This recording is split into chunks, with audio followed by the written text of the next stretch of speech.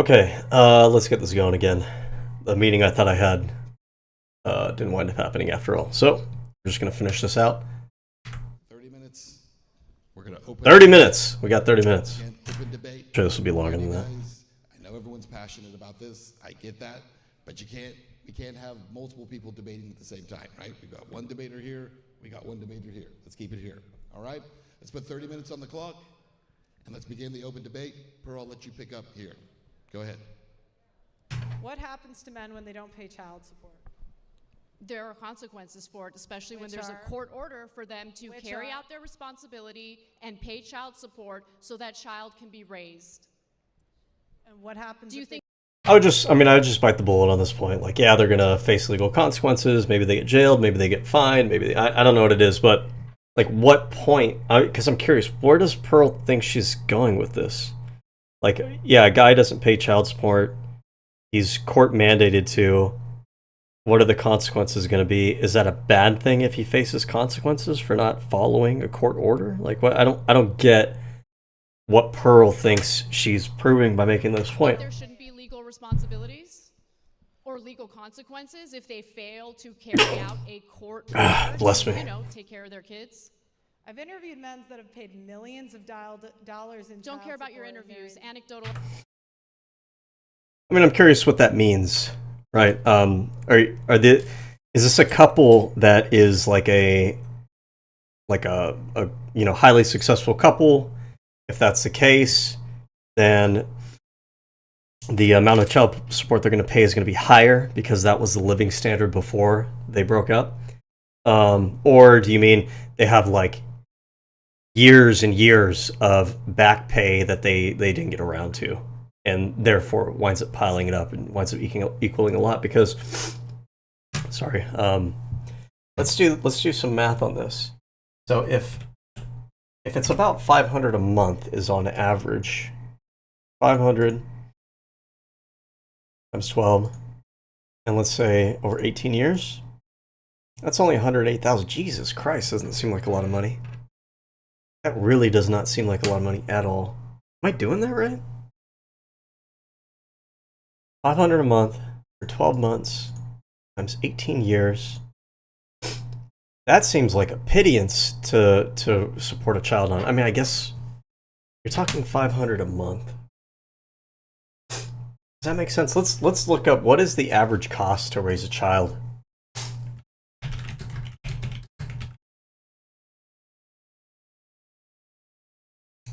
Wow. Okay, so it should be between 250,000 and to over 400,000. So, I mean, if you're only paying that 500, you're not even paying like the full cost to raise like a child. For like your average expenses for a child. So, yeah, I don't know. So then the question is, getting back to the point is, when she says, "I know people have paid over $1 million," that's an unusual circumstance. So who are these specific people you're talking about? You must be talking about like a millionaire or something who is divorced and they have to pay, a higher amount than your average man would be. What I need is actual statistic, empirical evidence. They should pay their child support. $441 What happens? is the average child support payment. $441 a month. Yeah, that's for someone. Give me a second. I'm gonna use a restroom. I need to blow my nose. I have like allergies right now. It's cold season. It's going around.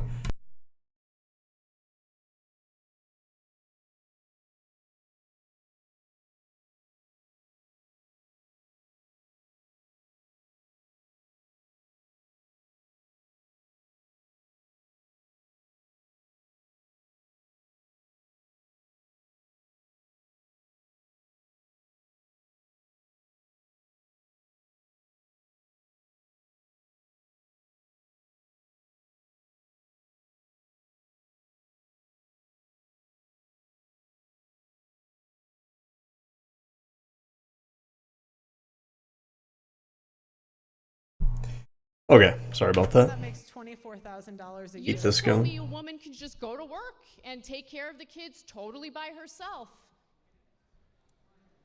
How does a guy live when he's making $500 a month and $24,000 a year?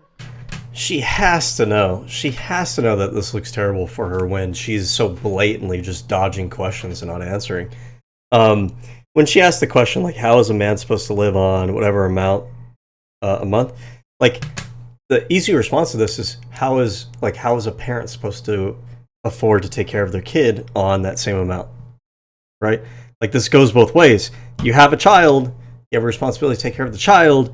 The child can't survive on 0 a month. Like, if you have a child and you're supposed to contribute to the raising of that child, then you're gonna have to contribute to it.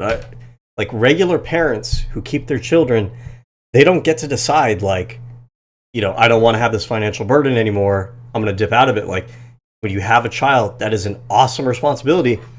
And honestly, like, maybe we should have that conversation, is that too many people treat it like a flippant thing. It's not. It's probably like the most awesome responsibility that you can ever take on in your entire life. And when I say awesome, I don't mean awesome like cool. I mean awesome like great, like grand, like massive. Okay? You think $500 a month is too much in child support? Do you know how much it costs to raise a child? Do you know how much childcare costs, for instance? I mean, that mother has to go to work, right? Where's the kid going to stay while that mother is working?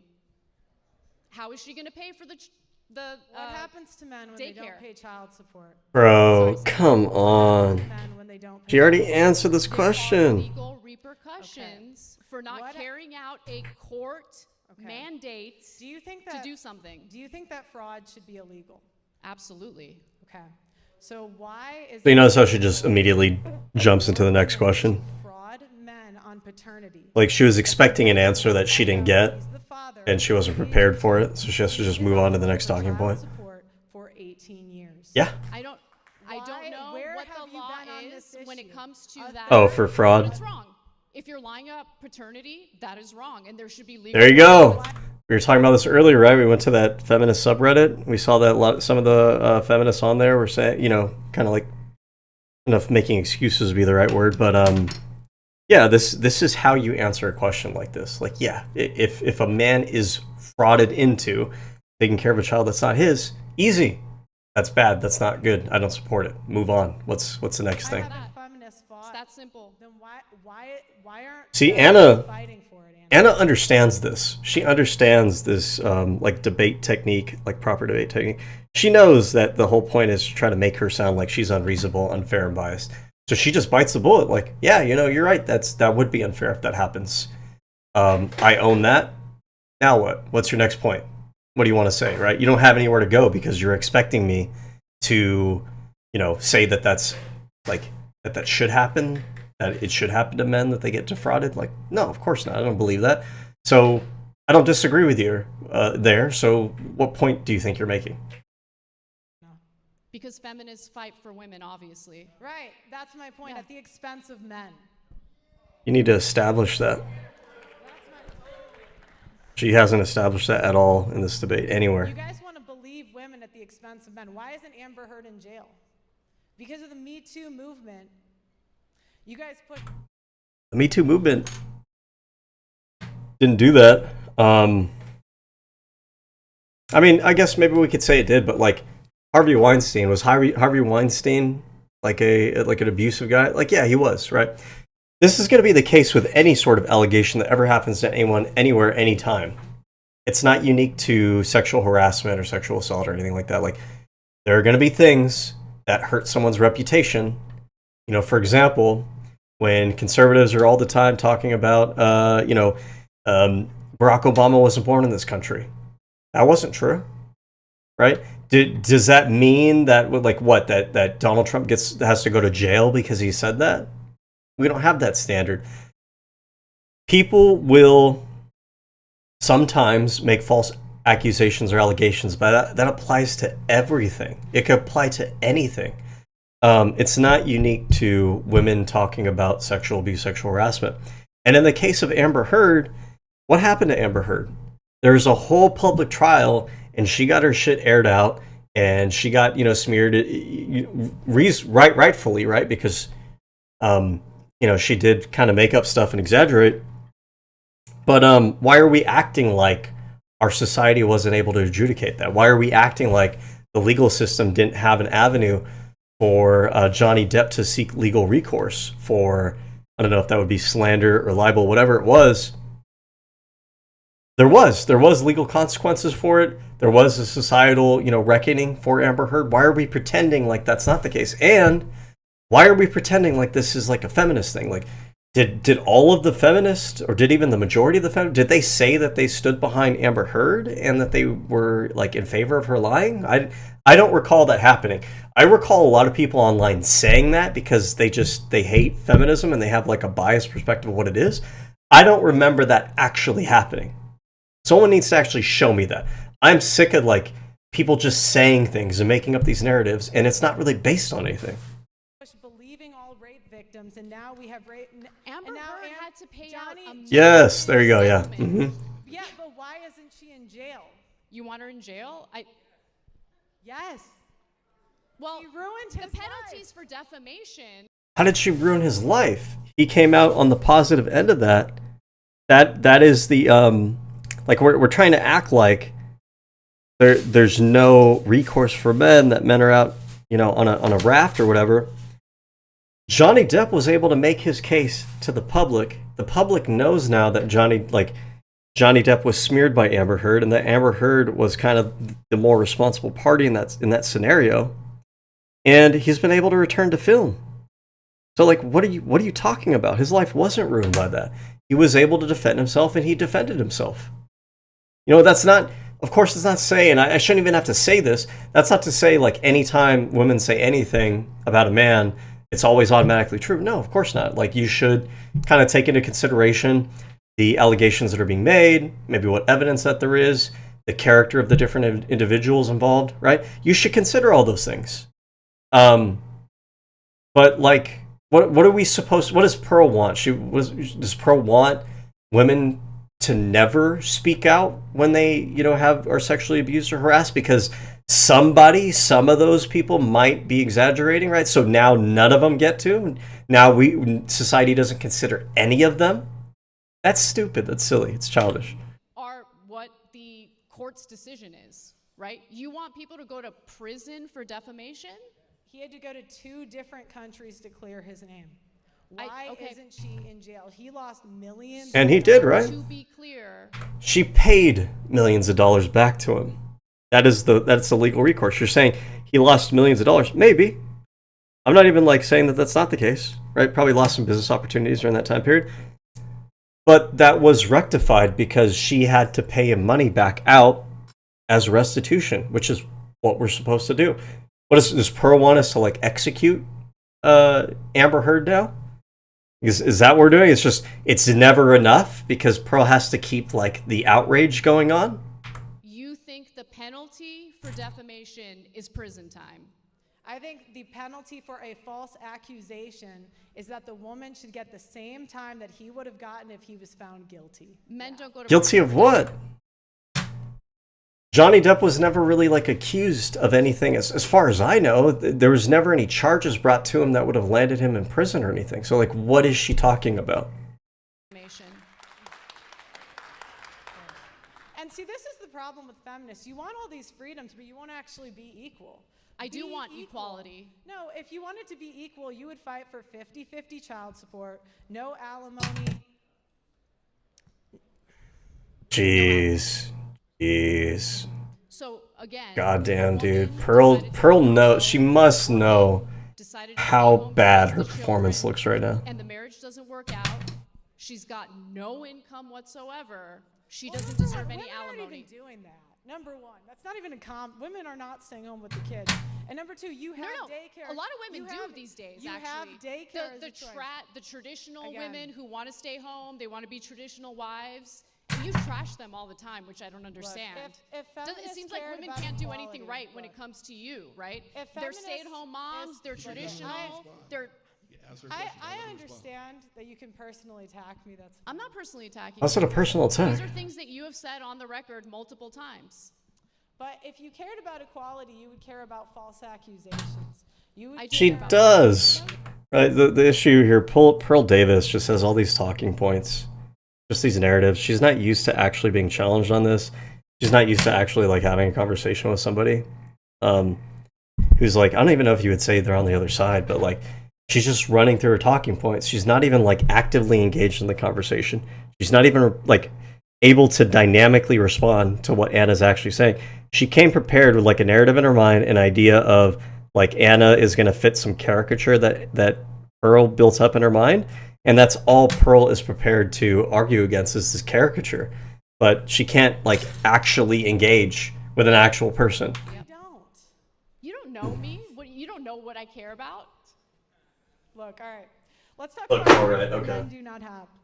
Men do not have the right to be enlisted in selective service. You know, we have. That's she meant to say they don't have the right to not be.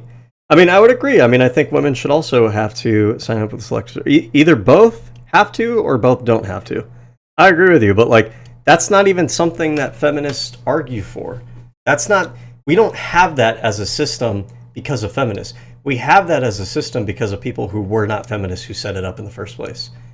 And when I went to college and I was hanging out with feminists, okay, when I talked to some of these feminists, because unlike a lot of people, I don't just, I just hate feminists and I'm not going to even listen to them. I'm not going to engage with them. I'm not going to hear what they have to say. No, I talked to some of these people. The feminists actually agreed with me on that. Well, I don't know if they agreed with me, but they agreed on that point. They thought that, conscription should be for both genders or for neither. But like Pearl just has a caricature in her mind that she's built up that doesn't actually exist in reality. We have 125K men who were drafted and buried overseas. Think about that over a second. You talk about the oppressions of the past, but how many men died in World War I and What? World War II and had no choice? You talk about the oppressions of the past. Again, Pearl has this whole narrative, and she's only come prepared to argue against a caricature. This is not something that Anna's even said in the debate. This is just like a prepared speech that Pearl is reading off. And yet Anna complains about oppression. When Men did do she not have com- the right to face their When did she accuser complain about oppression? when they have a false allegation and for personal protection orders that strips constitutional rights away from the man. Women go before a judge and say they don't feel safe, and more than likely a PP. Jesus, bro. Like, I get having notes and everything, but you're supposed to be like a world-class debater on this topic, and you're reading off, and you're not even reading it well. You're just like, you're reading it monotonously. This prepared speech that you have that doesn't even actively engage with the other person across from you. Will be issued. The man was not in court, had no say, has no defense, and does not get to face his accuser. That is done en masse, and many servicemen and first responders lose their careers over this because it strips a man's Second Amendment rights away based on no evidence. Men Where are do you not getting have the that right to information raise from? their children. Yeah, I don't really Is know what she's talking about there. These are things that might sound good if you don't like interrogate them at all. And what I mean by that is if you don't like critically think about it, you don't like ask yourself like, is this true? Right? She's saying they don't get to face their accuser. I think in rape scenarios, oftentimes, yeah, they won't directly face the person who's accusing them, and that's for the victim's safety. But that doesn't mean that they don't get to defend themselves. They do. They still get to go to court. They still get to present their evidence. They still get to deal with the accuser's legal counsel and a judge and make their case to a jury, right? That still happens. When she says they don't get to like defend them, that's just not true. It's just something she's saying. no fault, but when it comes to child custody, it's always the man's fault. He loses his children to the. But it's not. It's not always the man's fault. It's just, happens to be the way that most of the families kind of work out. Longer prison sentences. Women get a third of the time for the same crime. Where are the feminists fighting for equality on that issue? How do you know that they're not, There though? has been rampant discrimination against better qualified men in hiring across multiple industries. Men pay more child support, and child support orders are not enforced at the same rates between men and women. Women are more likely women pay not child to support. pay Fascinating. and are prosecuted for non-payment at lower rates. Men cannot opt out of parenthood. See, what she's doing now is she knows she can't really like debate with Anna. She knows she can't keep up with her, and like defend herself against Anna. So what she's doing instead, she's just trying to ramble off her own narrative and just kind of just ignore the other person in the room. It's kind of like a safety blanket almost. Men have domestic violence shelters and are not taken seriously when they're domestic violence victims. As far as I know, as far as I'm aware, that is actually something that feminists talk about a lot. They talk about how, in their words, don't get triggered by this, but in their words, the patriarchy also hurts men. What do they mean when they say that? Because that is something that feminists will often say. What do they mean when they say that? That's one of the things that they mean. One of the manifestations of that idea or whatever is that men don't get taken seriously for things like sexual harassment, sexual abuse. But again, like, she has an image in her mind of what a feminist is. She doesn't really engage with actual feminists. And if she does, she just characterizes. I mean, she has Anna across from her, and she can't even actually just engage with Anna. She has to like spin a narrative about, I don't know, an imaginary person that she's made up in her mind. It's that meme. It's always that meme. Let me see if I can find that meme. I know I'm probably not going to be able to. Every time I try to look it up, I never find it. Fake boogie men cardboard meme. Yeah, I'm not going to find it. Not hoodie. Hoodie, my boogie men. No, I'm not going to find it. It's okay. There's a really great meme, and it shows like a person, like a MAGA person, like erecting cardboard caricatures of, like, I don't know, like these crazy evil people or whatever, and then it shows them like huddled up in a corner, like crying, surrounded by their cardboard cutouts. Basically, that MAGA invents like extreme caricatures to then kind of victimize themselves, and meanwhile they're not really fighting. Like, there's 340 million people in the country. You're gonna find one or two people at the very least who are, extreme one way or the other. But MAGA pretends like they have all of these crazy people that are constantly trying to, like, I don't know, do all these different things to them. And it's like, this is just a narrative and a character in your mind that you've constructed to like make yourself afraid and outraged over shit. I agree on that. White men in particular are discriminated against when it comes to hiring and educational attainment. True. The Duluth model is a model that law enforcement, courts, and counselors use automatically that assumes men are the aggressor. The tender years doctrine is a guideline in divorce used to justify removing the father from the child's life. The only institutional sexism that exists is institutional sexism that discriminates against men and Just a stupid monologue, dude. Furthermore, Jesus. U.S. courts do not require receipts to show how that money is spent by the custodial parent, unless there's overwhelming evidence of starvation, malnutrition, or severe child abuse. There are numerous. She even reads it like it's something that she didn't even write. Like, am I the only one that notices that? Does it not sound like when she reads it off, it's almost like something somebody else prepared for her, and this is the first time that she's looking at it? Because she's just reading it monotonely. It doesn't feel like there's a natural cadence to what she's saying, like she actually wrote it herself. Check receipts and see, like... Let's let her respond to some of that. Hold on, let's understand something. You want government to be so big that you literally have the government looking at receipts to see what a mother is spending the money on? That's insane. I want no child support, no alimony, 50-50. Yeah, because you're crazy and you don't live in reality. I want equality. I'm more of a feminist than you, Anna. Wow, got him. Because I say if you want Anna has the right demeanor in reaction to these things. Just be like, okay. Like, I'm not even going to get outraged. I'm not going to pretend like you're even getting under my skin. I'm just like, I'm embarrassed for you, and I'm disappointed.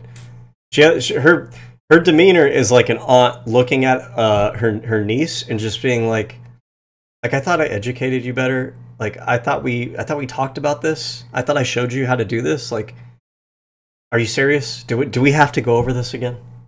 to vote, be in selective service, be on the front lines just like the men are. Who do you think gives birth to and raises those soldiers?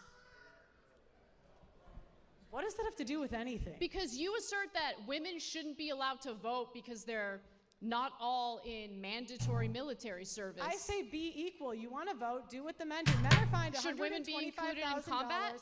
Men Should women? But it's so weird. Yeah, I mean, this is exactly where my mind was going. Is that the right will simultaneously? It's like a catch-22. The right will simultaneously like women shouldn't be in the military, women shouldn't be in combat.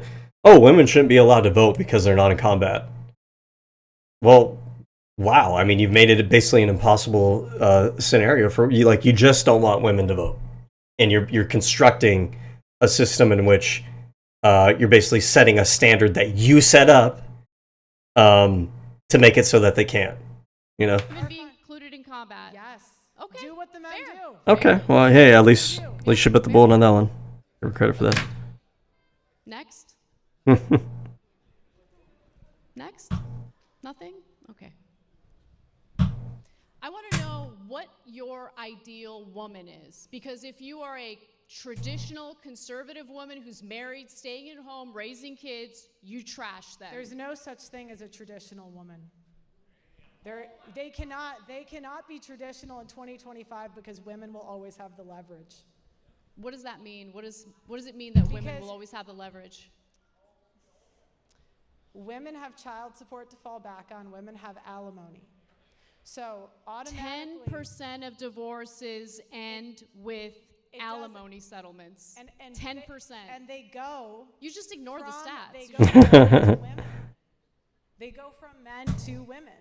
Billions of dollars every year. I thought you said earlier that billions women of are dollars- paying What? alimony. Billions of dollars of wealth every year is transferred from men to women. Through the- Based on through- what? Where are you through getting that family information from? court. You're just making it up? Look, we have it. We're excited. We can get it to you at the end. We. You didn't want to submit. Notice that, by the way, a little bit of a Freudian slip. We, because I mean, I don't know if she particularly tries to hide this. Pearl Davis is not a like a social media personality commentator. Pearl Davis is the face of an organization.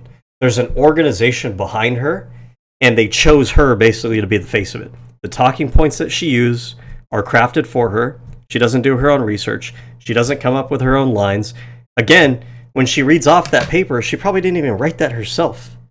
So, like, she is just, and it's funny because the right will constantly talk about how, like, everything else is like a psyop, and everybody else is like bussed in and funded by everybody else, and there's no real protesters and blah blah blah. But Pearl isn't even like a real person. Pearl is just like a face that they put on an organization. She's just a puppet. Hey, where are your sources? You didn't want to submit them ahead of time. You didn't. The Census Bureau, Bureau of Labor Statistics, I cited everything I mentioned. Pull it up. Pearl, the main thing I want people to understand, okay, Pearl's gonna trash women no matter what. That's fine. I'm not trashing But them. my biggest gripe with you is you're discouraging people from entering marriages. I don't tell men what to do. Okay. Sell me on. You okay, advise Anna, men to avoid marriage. Sell me on marriage. What do men get out of marriage? That's sad. It's sad that people think that. It really is. You get a partner. All the people clapping for her, like, you total, build a life together. absolute, like, divorce dad energy, right? Nothing, yeah, clap. How sad and pathetic, right? Like, genuinely how sad that they've gotten to a point where they have, like, no hope for, having companionship in their life. That, just genuine, put yourself in the perspective of someone who has this kind of demeanor on a conversation like this. To clap for something like that. Like, you must have no joy in your life. You must have no hope in your life. You must not think that you can ever have, like, a true, like, companion in your life. That is, like, super pathetic and sad. And it's beautiful. Her words, not mine. I'm just kidding. She was talking about something else. I feel like misery loves company in this situation. No, what? And how would you know what you get out of marriage if you haven't experienced marriage in the first place? I'm not saying that as a personal attack. I really hope that Pearl meets the love of her life and gets married. It's not about that. But you trash it without really understanding. Like, if Pearl's just ready to move on to the next talking point, she's not even engaging. What the look that she has on her face right now She's just trying to figure out, like, how can I exit ramp off of this particular branch of discourse here. The wheel's just turning in her head. She's trying to think to herself, what's the next talking point that I can bring up that'll distract away from me getting owned on this point? What the benefits are. Look at her. Look at her. Why do Just we have thinking. phrases like it's cheaper to keep her? Why do we have a phrase? Because it rhymes? Like we have tons of phrases. They don't mean anything. Does Pearl, I know she doesn't think that she's being stupid. Does Pearl think that just because something rhymes, that it's true?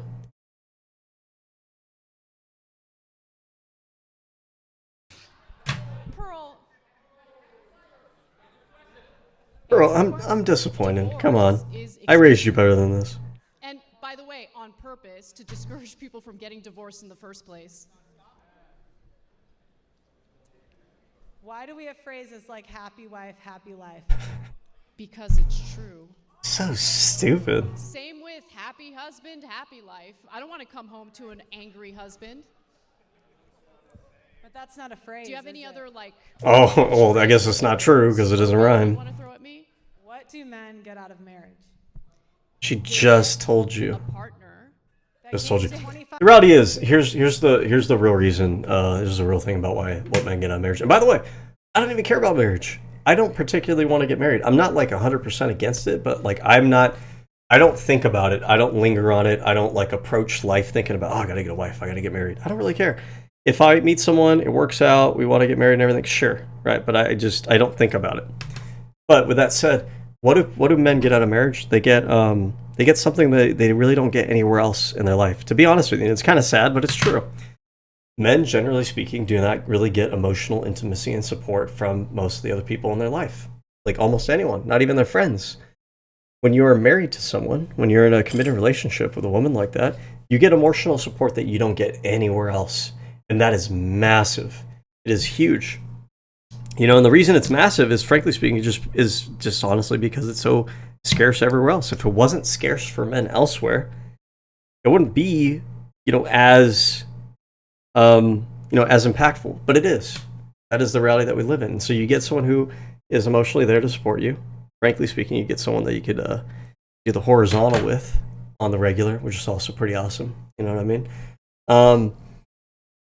What else you get out of it? I mean, if a woman is going to have your children, that's a lot. That's a big burden. That's a big sacrifice. She's sacrificing her body, so to speak, in order to provide children for you. You can't do that on your own. And again, it's a big sacrifice.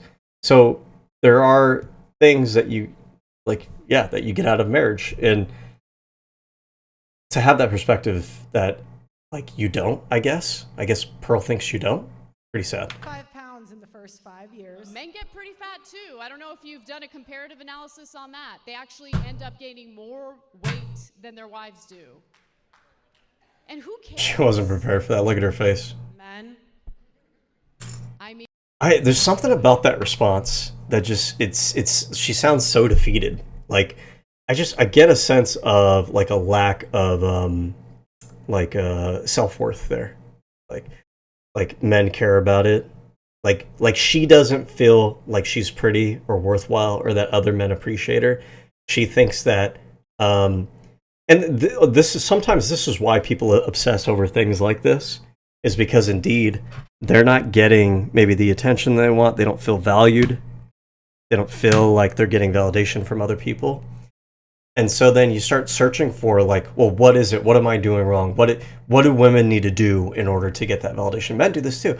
What do men need to do? I mean, the whole red pill space for men is a lot about what can we do to try to get women to notice us, to want to date us, to value us, to validate us.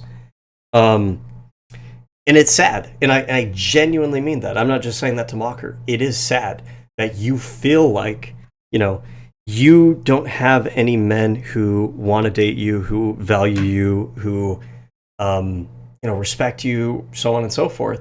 That you have all these narratives in your mind about how you need to be this specific thing in order to be valuable as a person. Pretty sad. have a conversation with your partner. Encourage her.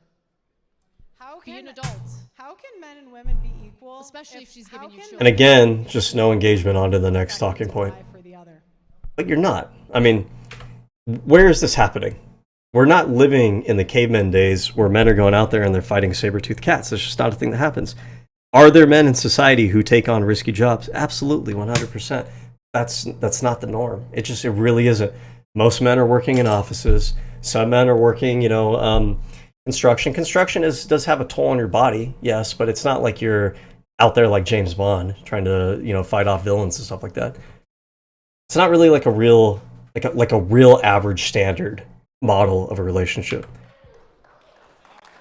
I don't expect anyone to die for anyone else. I don't know what that even comes from. Yeah, but men are willing to die for you every day. The men in the police force, the men in the military. What about the women in the police force? They're not. I mean, even saying that, like, that's fair. Sure, yes, there are men who do take on those roles, but that's not all men. And if we were to hold that standard, what are we saying? We're saying the men who aren't in those roles, which is the majority of men, like they're not men, or they're not useful, or what?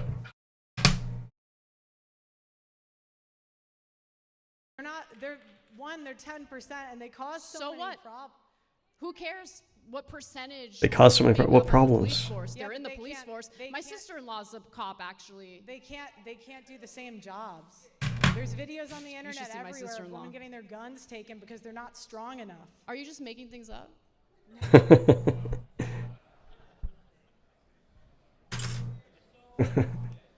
Pearl, what do you Jeez, dude. Seriously. Next question. It's so embarrassing. It's sad because these are like debate opponents, and you could tell like Anna's like embarrassed for her. You shouldn't be in that position. Like you normally when you're in a debate like this, like you are, you're trying to own the other person. To genuinely feel bad for your debate opponent because they're making themselves look so fucking bad. Ugh. Jeez, this awkward ass silence. She's got nothing. Just run through all of her talking points. They fell flat. How good you have it in this country? Absolutely. You just basically asked the same question a minute ago. Best Is there another gotcha that you have? I have to wonder at some point, especially with like the expressions that she has and everything. Is she on something during this debate? Is she all there? Is she like disassociating to a certain degree? What is going on here? And you get to live the life you live at the expense of men. No, that's not true. That is true. Show me how. Do you know how many men die every year?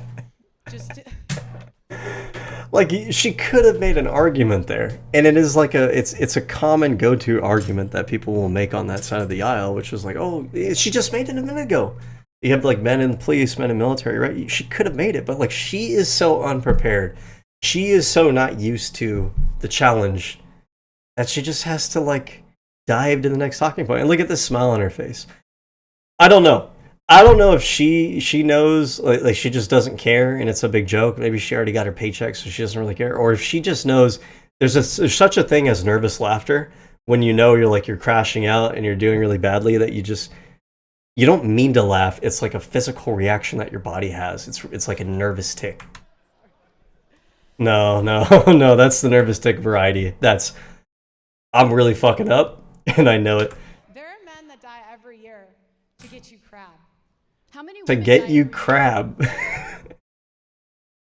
So like what would she say if the other person just said like, well, I don't really eat crab? Because I don't really eat crab. I could probably count on my hands how many times I've eaten crab in my life. So what? During childbirth. Not many. Actually, it's a pretty decent amount. Has the highest Infant mortality rate of any developed country. So a lot of women do die as a result of pregnancy and childbirth. Yes. No response. No ability to engage. I have to wonder if she's even ever heard this stat in her life. For someone that talks about stuff like this all the time, how do you not know this statistic? Oh my god, bro. Like, seriously, I wonder if she's on something.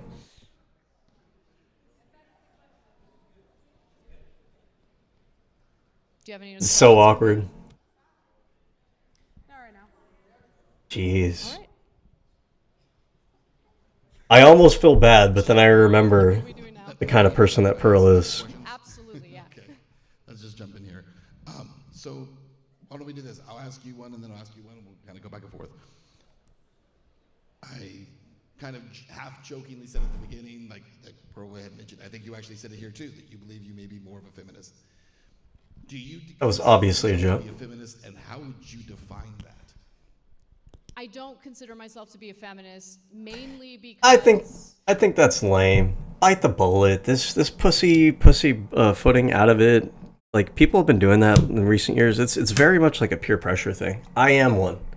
I have no qualms in saying it. And part of the reason I don't have any qualms in saying it is because if anyone has an issue with it, we can start going through like the topics and everything, and I'm gonna basically show them like, hey, like your caricature of, you know, feminism or whatever, it's not real, it's not accurate, it doesn't really apply to me. So like, I don't care about your caricature of what that's supposed to mean. I could just tell you what I am and what that means. And when I do, I'm gonna sound pretty decently reasonable. I believe in egalitarianism. That's basically what it is. It shouldn't be a bad word. People need to stop, you know, running away from every freaking label and stuff that they throw at people from the red pill or whatever. It's okay. Just say, yeah, I am. Here's what it means. It doesn't mean what you've kind of made it out to be for all these years. Yeah. So it's a loaded word, and there are certain outcomes from certain waves of feminism that I don't agree with. Yeah. I mean, I think that's a fair position to have, I think, because that is true. There are different waves, and well, not really waves. There are waves, but it's more like there are different branches, which I think a lot of people don't really know. They just have like one caricature in their mind. There are different branches of it, and so there isn't really like one version of it. And I think you can make the argument that this is the case for every ideology, and that is true, right? There's different branches of liberalism, different branches of socialism, different branches of capitalism, right-wing politics, all that good stuff. I think that's especially true when you talk about feminism. If you've actually like seen discussions between different feminists, there's like a lot of disagreement on a lot of different topics. Minimizing the importance of men in society. I do think that there is, you know, especially the third wave of feminism that's done that. I don't know if that's the case. I don't really know if that's true. Masculine men, and I don't appreciate feminists speaking on behalf of all women in regard to what women prefer. I think the Me Too movement, I don't know if they do that. You know what I mean? Legitimate grievance with women who were legitimately abused, and it devolved into something laughable and ridiculous. Did it though? Or is that just, again, the caricature that other people have spun about it? Like some sort of sexual predator when he clearly wasn't.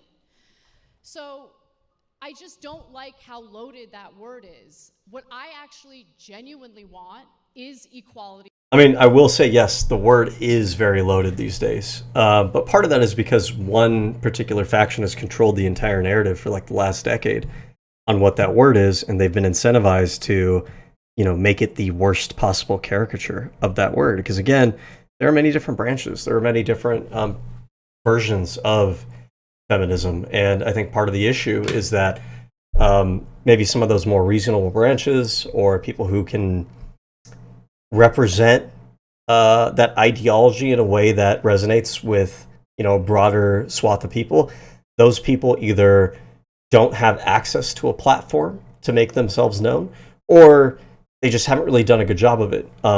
It's very similar to the climate change debate.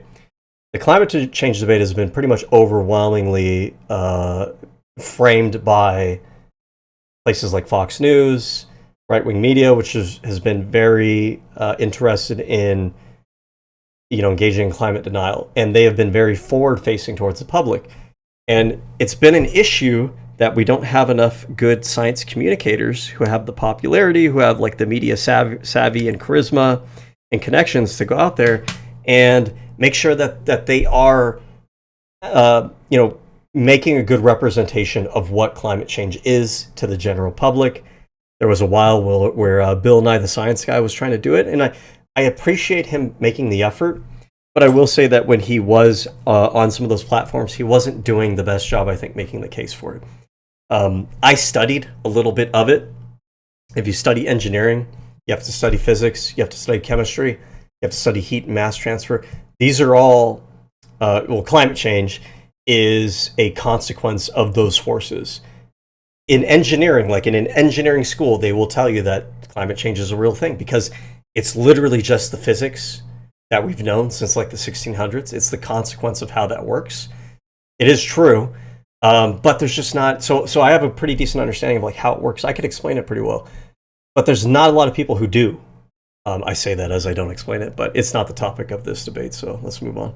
Among the sexes, I'm not looking for women to have an upper hand over men at all. But we need to be based in reality, and we need to look at the statistics and figure out what's really going on. If men are getting a raw deal as a result of divorces, then yeah, the laws need to change. And I genuinely thought prior to this debate that they were getting the raw end of the deal. But as I researched this, I realized I was believing in outdated myths. So, yeah. Pearl, let me ask you this. Do you believe and obviously you are citing a lot of anecdotal stories. I do think it's fair to point out every anecdotal story is someone's story, right? So they're not fake stories and they're not meaningless, obviously, to the people who live those. I mean, we don't know. That's another issue with citing anecdotes like this is they could be false stories. Unless we actually have the person here, if we're talking about like a court case or something, unless we're actually prepared and we have the ability to like dive into the court documents and everything, we don't actually know that these anecdotes are real stories. And then on top of that, yeah, like even if they are real stories, and I sympathize with whoever's story that may or may not be, for every anecdote you could give in one direction, you could probably give an anecdote in the opposite direction. We just go back and forth doing this all day. What we really want to know is what are like the general trends. What are the actual laws? What is the actual fact of the matter? Anecdotes really, they work on people who don't really know any better, who don't have the critical thinking skills or have been, taught kind of how to suss out these things. It's not reliable. That's the bottom line is it's not reliable. Anecdote could be a good representation of the general trend. And from a rhetorical standpoint, it's good sometimes to use anecdotal stories to drive home a general trend because like from a rhetorical standpoint, even though it may not be like good critical thinking skills, the reality is that for the general public does latch onto sometimes these anecdotal, emotional, personalized stories.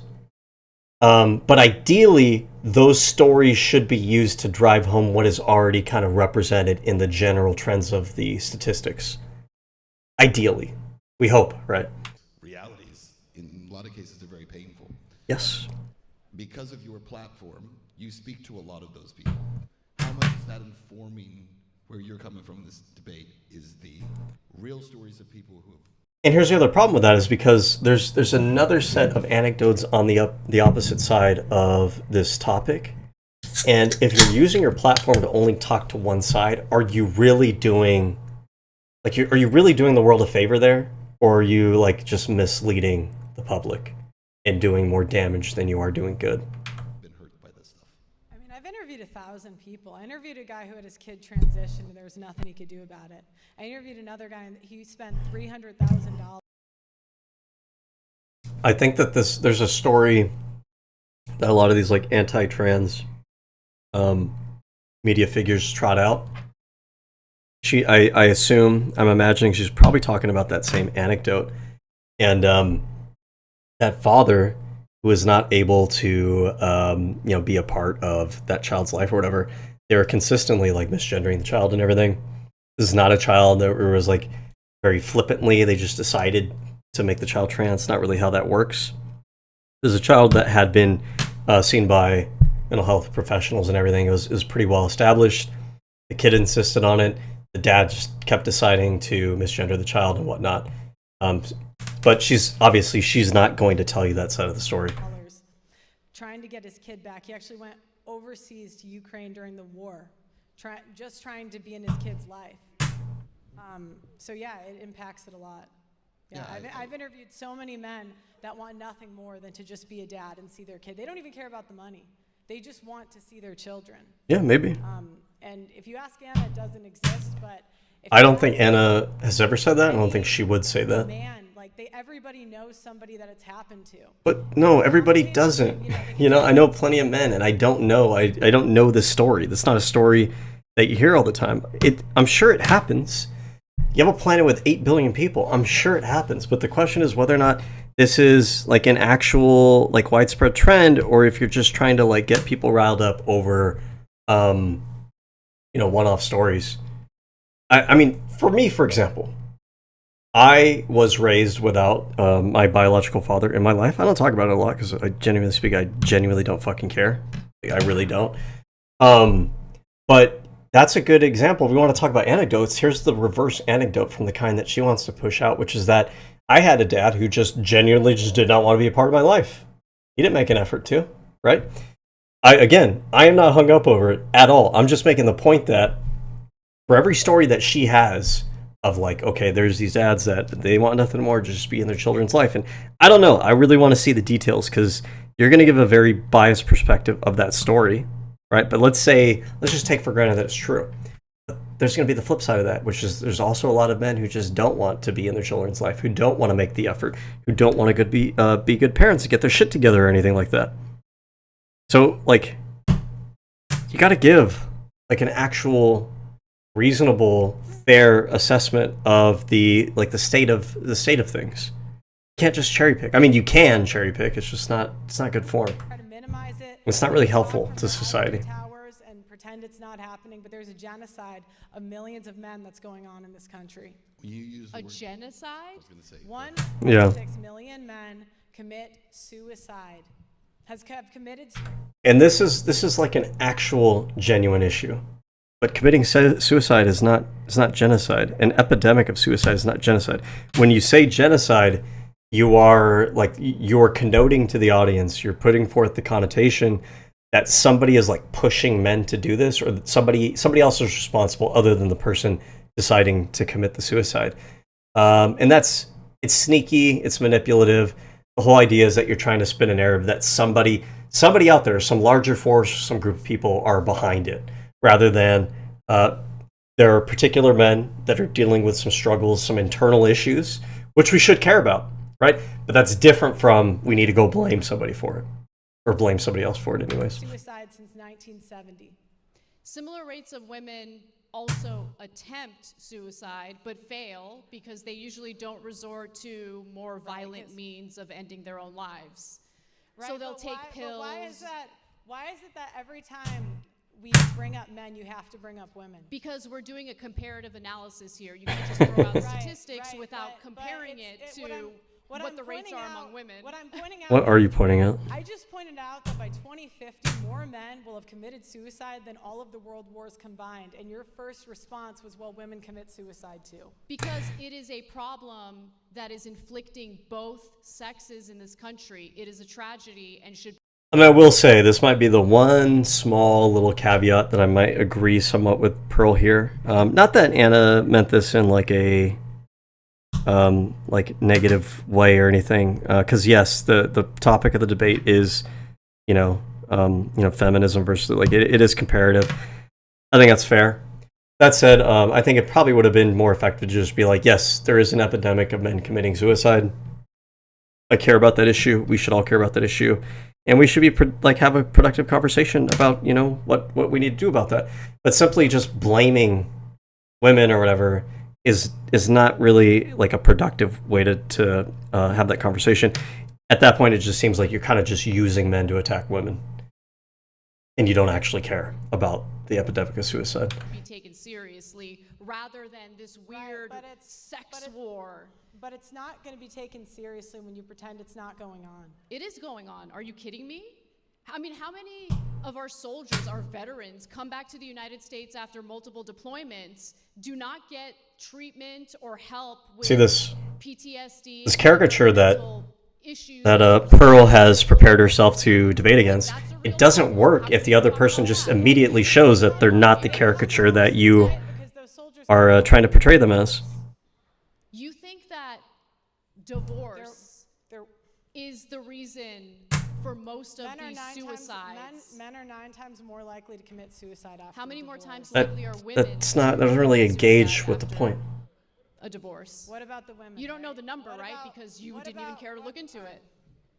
What about the women, though? That's always what you go to.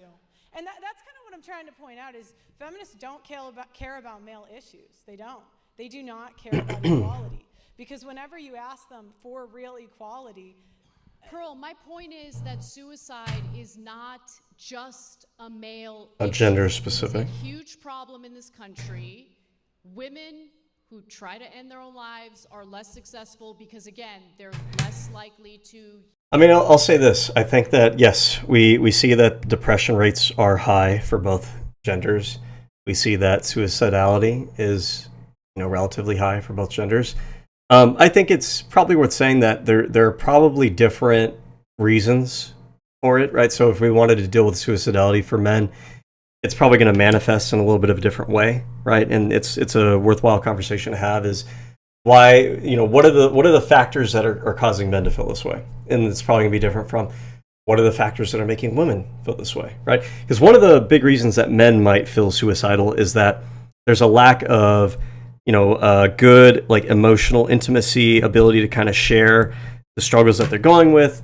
A lot of men kind of struggle to have those kind of deep, fulfilling friendships that a lot of women are able to have because women are able to just kind of be softer, kind of let their guard down a little bit more, right? So that might be a way in which the kind of depression and suicidality that men experience manifests a little bit different from women. And that's not to say that women's issues around depression or suicidality don't matter. It's just to say that the factors for these different groups might be different and requires a little bit of a different conversation. Use a gun, for instance, or hang themselves.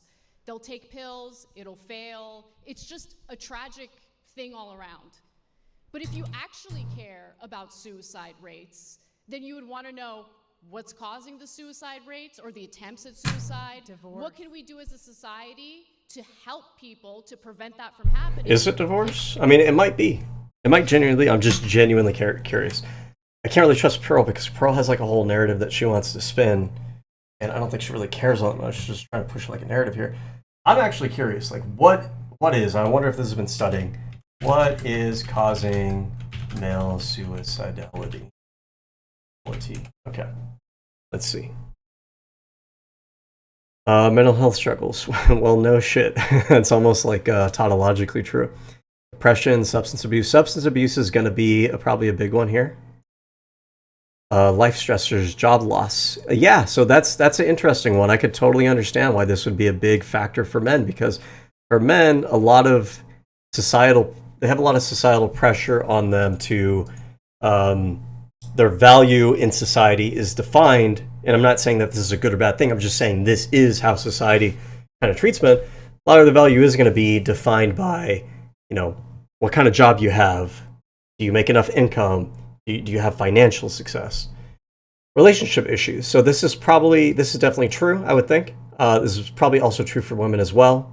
I'm just saying I think the job loss one is particularly true for the way that men engage with society. Financial crisis, same kind of thing with like the job loss. These things go hand in hand. Social factors, isolation. I was talking about this earlier. Stigma, discouraging, help seeking. Yes, this is very true. Like women will seek medical attention more than men do, in general, not just for mental health, but just in general. They see the doctor, they go to the doctor more. Women live a little bit longer. It's probably partially due to that as well. There is kind of a stigma for men to seek out mental health care because it can be perceived as a sign of weakness to have that. So that's a particular way where it affects men. Access to lethal means. I mean, this shouldn't be gender specific, but it doesn't have to be, but more men probably do have firearms than women do. Traditionally masculine norms that discourage vulnerability. Well, yeah, we kind of already touched on that one. Okay, all right, well, cool. Anyways. And you wouldn't make it specifically and solely an issue that inflicts one sex over the other.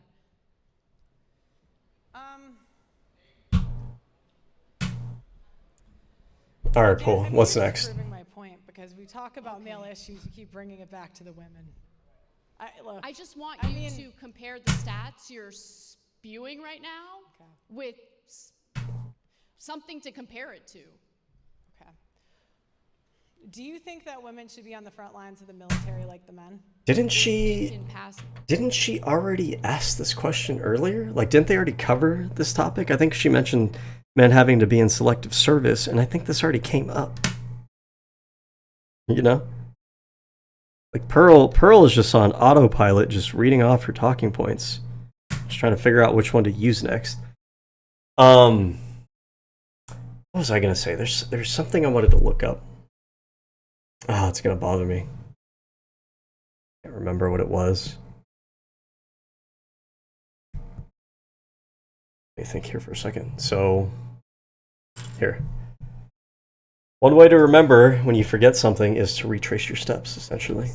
To compare the stats you're spewing right now with something to compare it to. Okay. So, like, her facial expression there just shows like she's not really engaging with the point. She's just trying to figure out where to go next. It's like when you're talking to someone and they're just waiting for their opportunity to talk and they're not really listening to what you're saying. That's what she's doing there. But it's not simply because Pearl Davis doesn't think Anna has like a point worth considering or talking about. It's because Pearl Davis just genuinely seems like she's not prepared for this debate at all. And so she's just trying to figure out where to go next to try to salvage herself. Do you think that women should be on the front lines of the military like the men? If they can pass the physical test necessary to do so, yeah. Do you think women should be in selective service like the men? Why would she say no if she answered the other question though? Front lines as infantry. Pearl, They are yes. physically capable of doing it. Pearl's just not prepared to engage critically. So you want to put people who aren't physically I mean, obese men wouldn't be put on the front lines. Do you think women should be jailed for false accusations? And again, there's no engagement. It's just on to the next. If she's Yes or falsely no? accusing someone of rape, for Just instance, or no? yes. Just okay. Thank you. I agree. Do you think that child custody should be 50-50? As long as the court determines that both parents are capable of being caretakers, yes. In fact, that's the ideal situation. And she already said this earlier in the debate. Like, Pearl's just... Okay, so yes. Yes. All right, do you believe in alimony? I believe in alimony in specific cases. So where stupid. The woman decided to forego having a career and working, decided to stay home and raise the kids. In those cases, I believe she deserves alimony, yes. But that's a privilege. I don't even know what that's supposed to mean in this context. The whole alimony thing, it's not really gender specific. You also find alimony cases where the woman is paying for the man. In fact, we had one. I'm just going to look it up just to show that like this is actually something that happens. MMA fighter, alimony, female. I don't know what search terms I use here. Female. Well, no. There's no point answer. Mackenzie Dern. Is that her name? Mackenzie Dern, alimony. How great my skills are. UFC fighter Mackenzie Dern pays alimony and child support to her ex-husband Wesley Martin because she was the primary earner. Court documents ordered her to pay around $4,000 a month. See, the thing is that what courts are generally going off of is who was the primary earner, and the primary earner is usually going to be the one that pays out the alimony. It happens to be the case that most couples decide that the men will take on the role of being the primary earner. That's why the majority of the situations, men are paying the alimony. But in cases where that's the opposite is true, this is equal, by the way.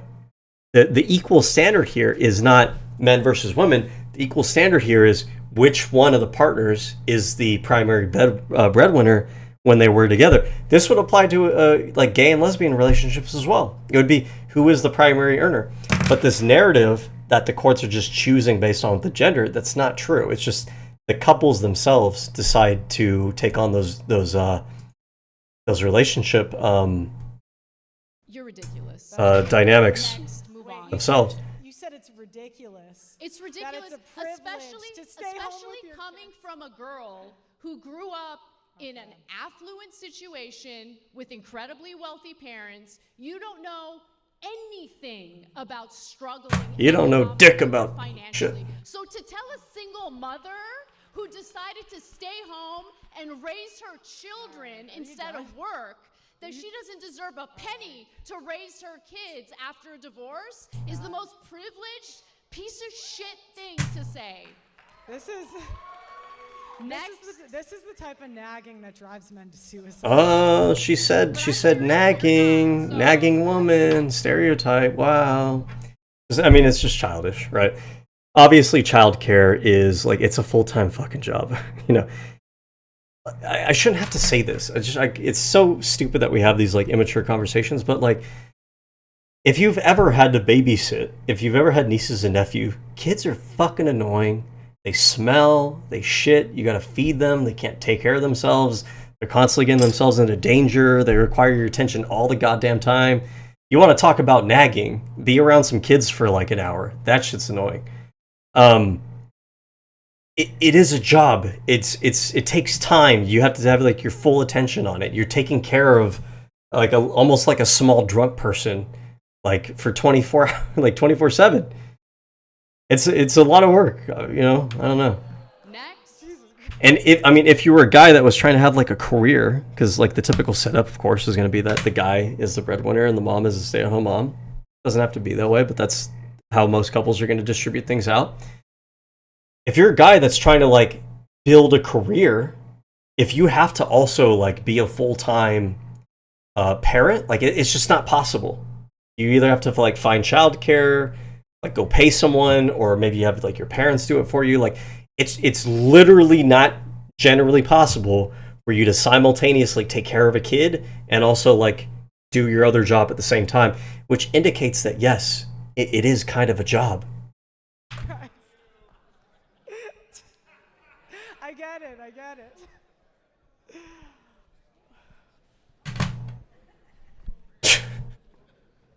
Bro. Debate someone who's not an OnlyFans girl, right?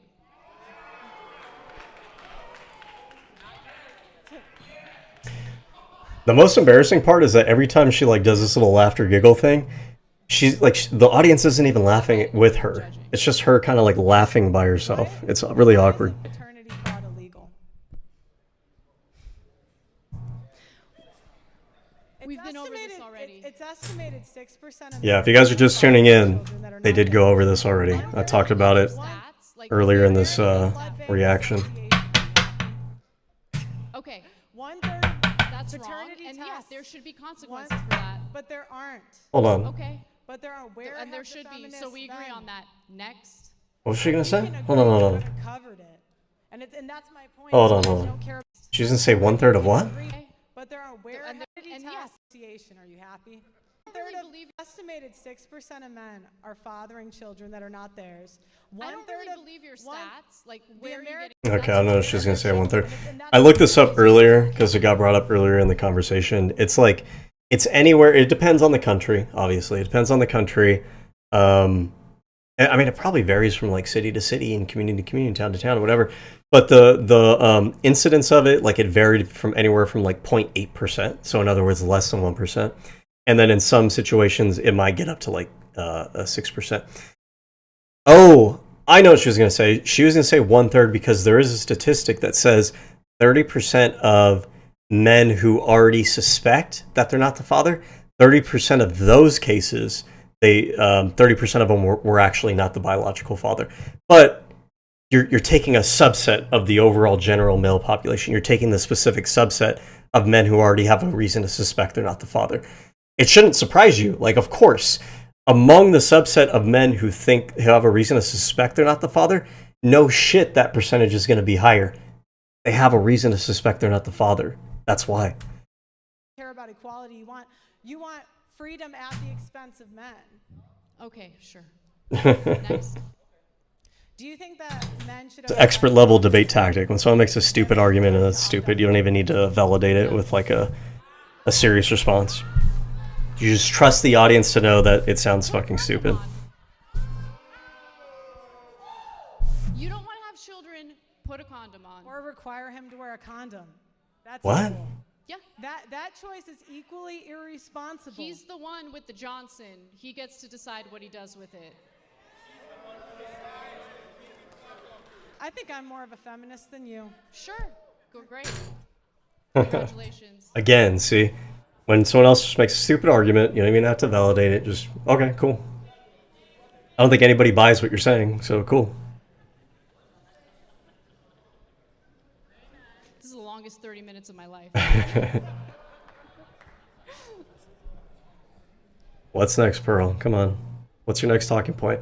She's pretty much gone over all her talking points already. She just keeps repeating them. All right. No, I was kidding. So, one thing that I do think is happening is that there is a shift that is taking place in America, and I think you both have alluded to this a little bit. And so I'll ask Anna first if you would agree with this. Because you said that going into this debate, you thought a lot of these things were true. Right. And you started to see that maybe these things were not as true as you had believed. Do you believe that your previous belief was informed by nonsense, or the fact that states and legislatures and courts are changing what they're doing over the last few years in terms of alimony and parental time and that kind of thing? I think that with more women participating in the workforce, it's hard to argue that, women should get paid alimony when they have their own income. So yeah, I think that the culture has changed, the workforce has changed, and as a result of that, the courts weigh whether or not something like alimony makes sense. And look, much like Pearl, I had heard the horror stories, and I was basing much of my worldview on situations like this based on anecdotes, basically. And so when you look at the statistics and the broader picture, you have a clearer idea of what's actually happening in the aftermath of a divorce. Would you be willing to concede at least that maybe some of the reasons some of these things are shifting is because of people like Pearl and others who are drawing attention to these stories? Because I think we could all agree that until recently, a lot of those stories were just stories you'd hear from other people, and it was. I mean, her response to the last question, I don't think she said that she thinks the reason is because things are shifting. I don't know how to explain this. Here, let's just move on. Not allowed in media at all. It was not discussed. Would you at least concede that? I'm sure that there are advocates who have fought to maybe change the way these court cases play out, sure. I don't know about Pearl, though. I understand. We're in the debates. You can't give too much credit. Pearl, in your experience, the men that you talk to, do you see a difference in terms of the age of those men, where maybe it's getting better for some? Because I would take it that some of the guys who are a little older and have been through this in the past, the courts are starting to recognize and realize that maybe it's not very fair. No. No? No. Why, and why do you believe that? You think the courts are completely oblivious still? There's men that write into my show every day just talking about how much they want to be fathers. So I hope it changes, but right now I would say no. Do you think it's fair that all of the young women who were preyed upon as minors by Jeffrey Epstein are now experiencing yet another administration engaging in a cover-up? Or was it the female's fault for being preyed upon by a disgusting pedophile? I'm just curious. What kind of question is that? I think it's a pretty straightforward one. That has nothing to do with the topic. No, it does, though, because you're talking about the unfairness of our court system, especially as it pertains as... Okay, I myself was a little bit curious how she was going to connect it back in. We're talking about a guy who got a sweetheart deal after raping minor girls, and then even after that, multiple administrations, Democrat, Republican, doesn't matter, engaged in a cover-up, ensuring that those victims would never get justice. And this has to do with I mean, you want to talk about the unfairness in the court system and how terrible it is for men. What about how terrible it is for women?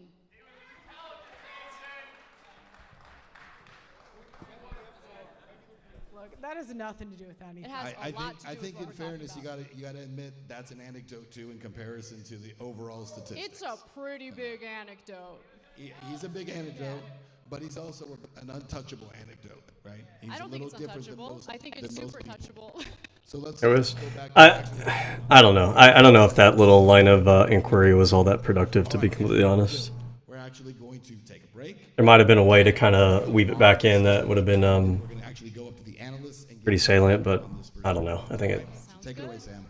it was the best.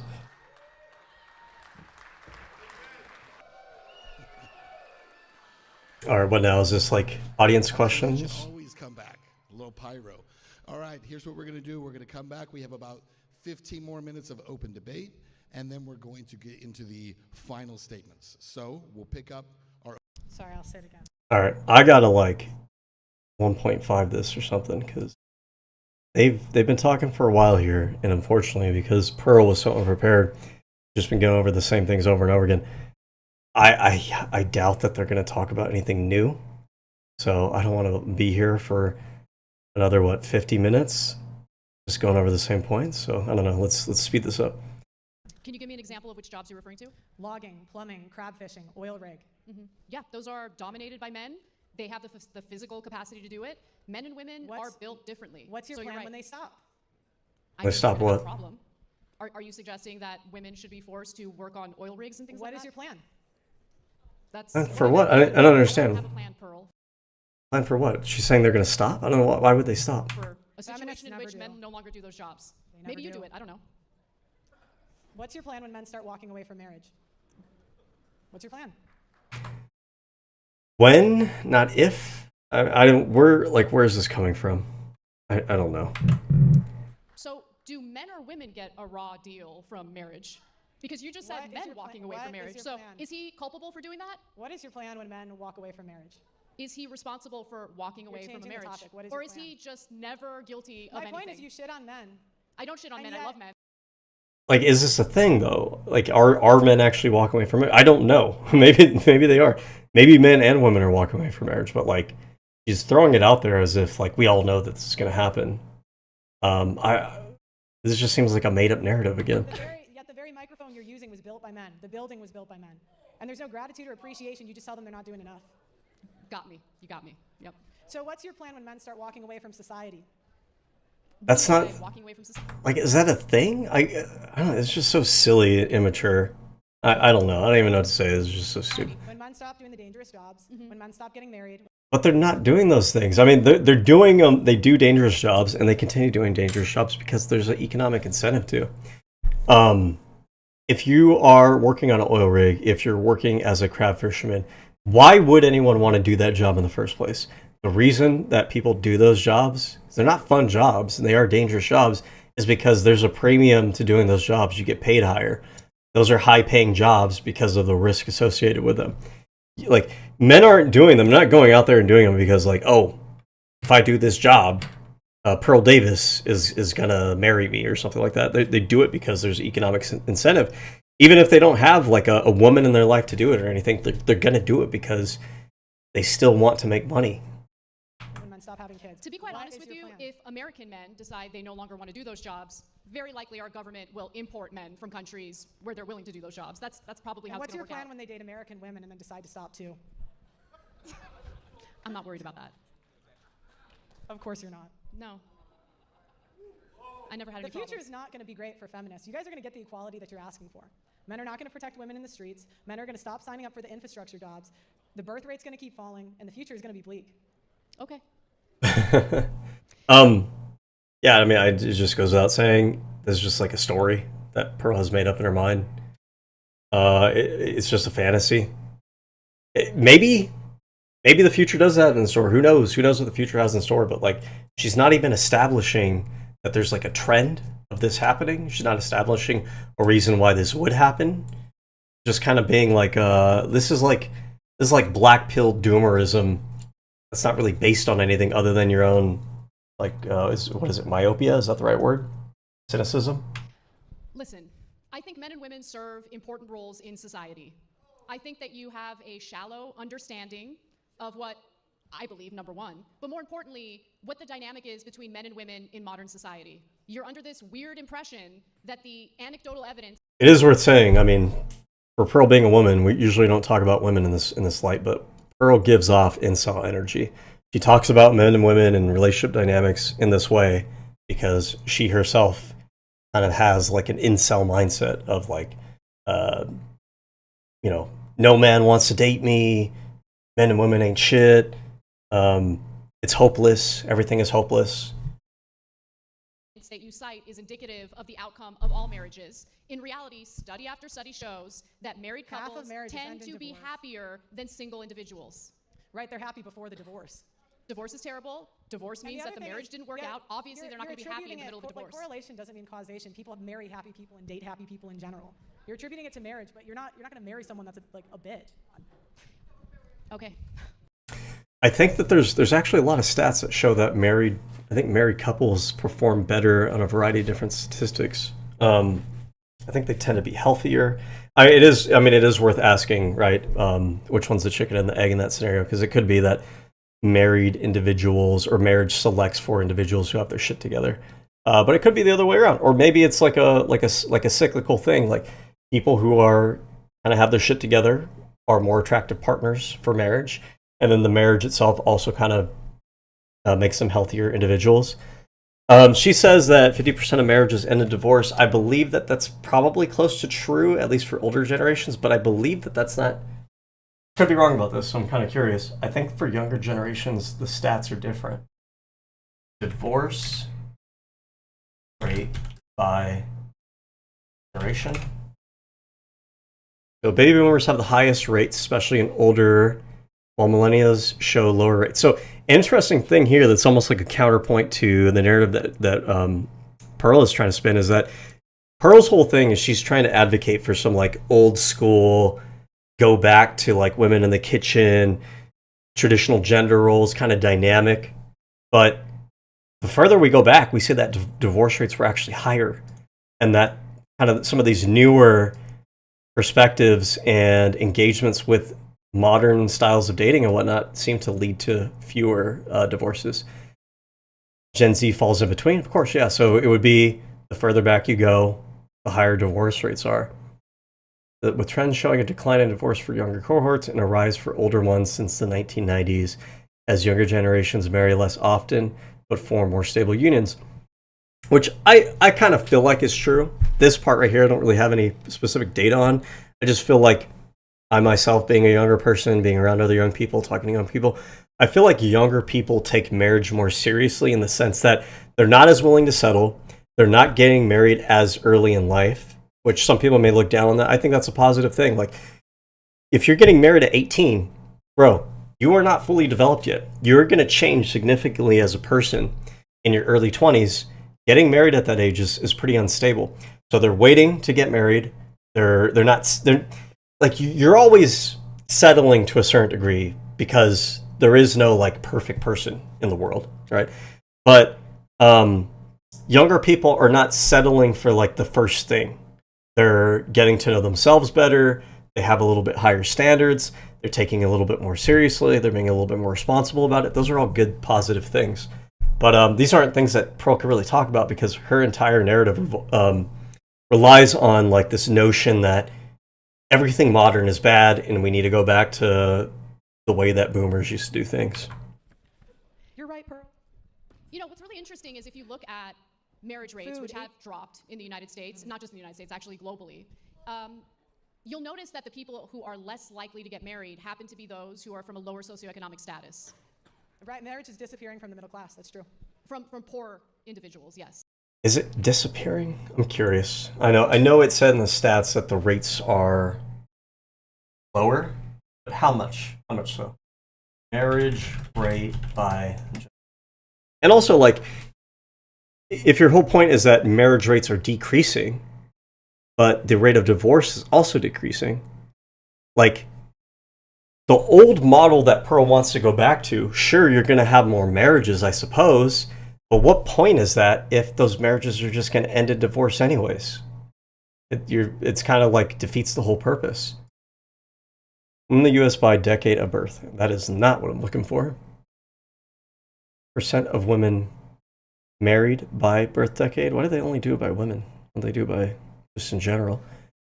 The 1990s, 1980s. So we see over time, yeah, you know what, that's a pretty precipitous drop. But again, if you're saying that the older generation has a divorce rate of around 50%, you basically want to take this, if we're comparing age to age, at the age of 25, if people born in the 90s are about 20%, a little bit higher than that, 25, maybe 30. And then over here we got like 80%, 80 something percent. But you got to divide that in half because these wind up in divorce anyway. So 80 divided by 2, 40. So we're down here. A little bit lower than that, but you know, you get what point I'm trying to make there. What's Do your point? you wonder why? Because women marry rich? People forgo marriage. Do they marry rich? What percentage of the population is rich? I don't think most people that are married are rich. I mean, they might be like middle class, they might be doing okay, but they're not rich. Due to their own personal financial situation. So women marry for money a lot. Okay. Okay. So I'm going back to this. Let me ask you something, Pearl. Men. Would you be willing to marry a guy who's poor? Men. Because I married a guy who was in debt and Men. love the hell out of him. Best thing in my life. Would you That's marry very- a guy who is that's- broke, that's very no nice, career, Anna. and in debt? That's Would very, you? that's very nice, Anna. Would you? So I'm going back Answer to the question. topic. Would you marry a broke guy in debt? All right, so we're going back to Would the you? topic. Would you? All right, this is the nagging. This is the nagging again. Okay, so. That's not what nagging Answer the means. question because you are Alright, judging oh women, my making a God. blanket statement This of is who the they nagging. would be willing to marry, The who they nagging, wouldn't be make it willing to stop. marry. Obviously, Pearl just kind of trots out like your typical like boomer male, like misogynistic trope of, oh, women are always nagging, my wife's always nagging. But that's not even what nagging is. Nagging is like you're bothering somebody, you're pestering somebody, you're busting their balls, I guess. In this case, they're in a debate. The whole purpose of debate is back and forth, challenging the other person's position, inquiring about their position, trying to clarify things, right? That's not nagging. That's part of the whole debate. That's what you signed up for when you signed up for a debate. But you're not answering the question God help yourself. us. Would you be willing to marry Does a your broke husband guy have in to- debt? Does your husband have to You listen wouldn't, to would this? you? Does he have to listen? Oh, he loves it. All right, Can't get so enough. can I go back to the question? Why not? Yeah, why not? Just Well, you know what's funny Love is love. is Anna is actually married and Pearl isn't. So, I mean, what does that say? Does your husband have to deal with it? Well, apparently he wants to, and apparently, you know, you're not married. So, what does that say? Now, back to the question. Men, 88% of the food. The power grid, 93% men. Transportation, 95% men. Men are important to Communications, society. 90% men. Material production, 78% men. Software, 80% men. Auto workers, 98% men. Carpenters, 98% men. Electricians. That's great. That's awesome, and I appreciate that men work these jobs, and it's great that they're contributing to society and everything. But do you understand what's going on here? This is just cherry picking statistics. What percentage of nurses are women? Let's look that up. Just do that whole exercise. What percent of nurses are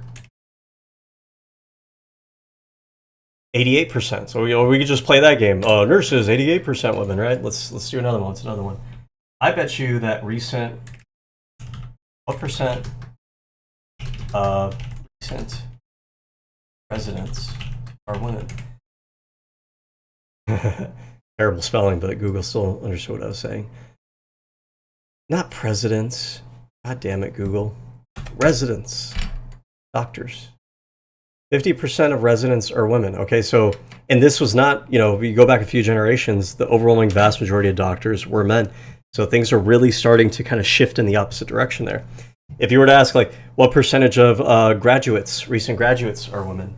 What percent of recent, there you go, college grads are not unemployed? Come on now. Women. 60%. So women are starting to eclipse men in that. And what does that tell you? That tells you that the next generation of career professionals are going to be overwhelming 60 to 40, right? But like, they're going to be majority women, right? So, yes, there are jobs that men dominate. There are jobs that women dominate. Women make up the majority of teachers too, I believe, right? So, like, if we want to cherry pick, we know that here's the interesting thing. Okay, Here's a question though, just kind of get to like the top line of this whole issue here. What percent of women are employed in the U.S.? 50 to 58%. What percent of men are employed in the U.S.? 67%. So there's a little bit of a difference there. Is about maybe 10%. 10% difference there. Keep in mind, of course, that women were not in the workforce, just a few generations back. So they very quickly are catching up. And then also, again, a lot of couples decide that the woman's going to be the stay-at-home partner. But the point being is that a significant portion of both groups are employed. They are working. So women have to be somewhere in the economy doing some of the jobs. They're not absent from the economy. They're not participating in the economy. They're not contributing to society. But if you just cherry pick which jobs are dominated by men, you can kind of make it seem like, oh, only men are contributing, I guess.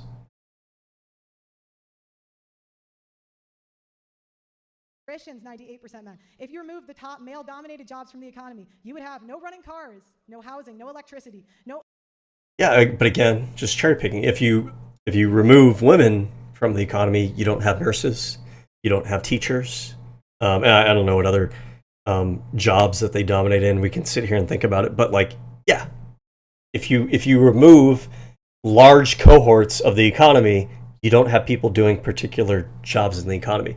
That's really what she's saying, dressed up to kind of sound like it's a male or female issue when it's really just kind of a general thing. Open machinery, no materials or fabrics, and no computers. There would be no buildings and no Amazon delivery. I've never What once said is that your men plan? are not a What- very important part of American society. You want men enslaved to women for nothing in return. No, you're just making That's what things you up. want.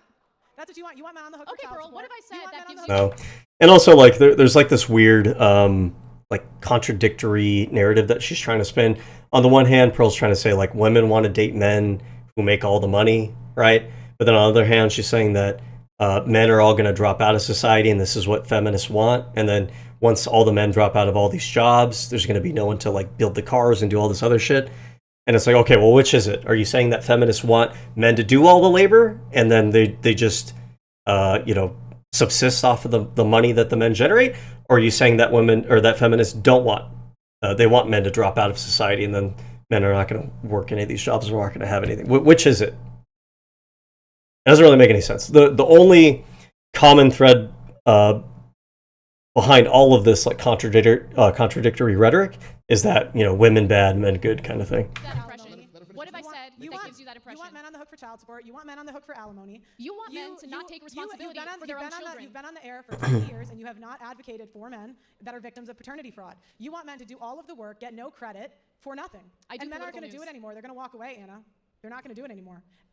And feminists, as you said, have no plan for when that happens. And I What wish do you you want their well. plan to be? You think it's a feminist responsibility to What plan for this made-up society where all men decide they You know know? what's funny? She Yeah. actually advocated for left-wing policies the last 20 years, and then she got assaulted by a homeless person. What does that have to do with the topic? Because at it was hand? the result of what you voted for, Anna. Yeah.